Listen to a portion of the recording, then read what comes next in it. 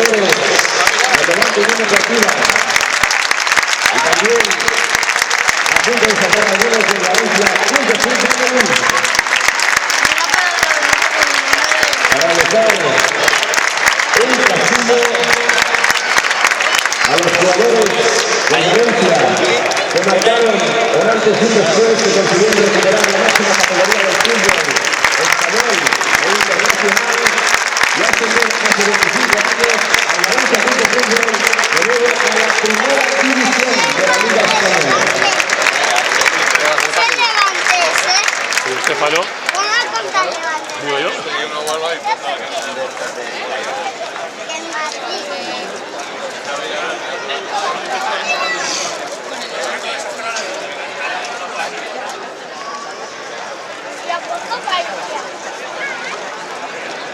Por orden de Bersán, a punto ya de salir los jugadores de los iniciantes que hicieron historia en el Valencia Club de Fútbol hace 25 años. Salta desde la portería con el número 1, Antonio.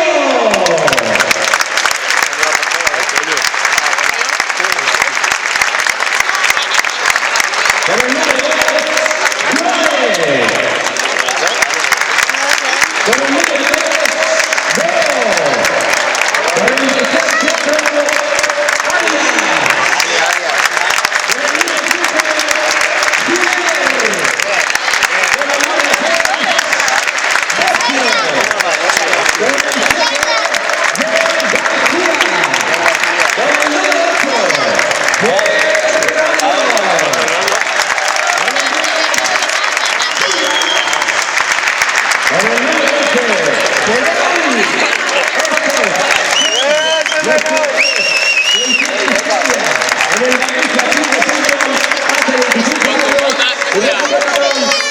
la categoría de la primera división del fútbol español. Amigos y amigas, también tenemos aquí a Paco Rez, el sitio de aquella época. Y los Jesús Sabores, preparador físico del Valencia Club de Fútbol, del señor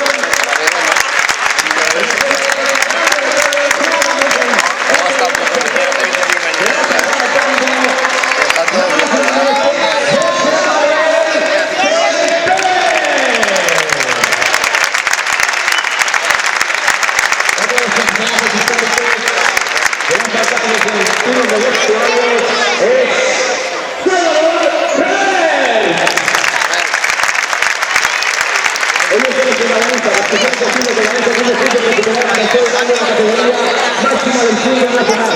Hoy tenemos la bienvenida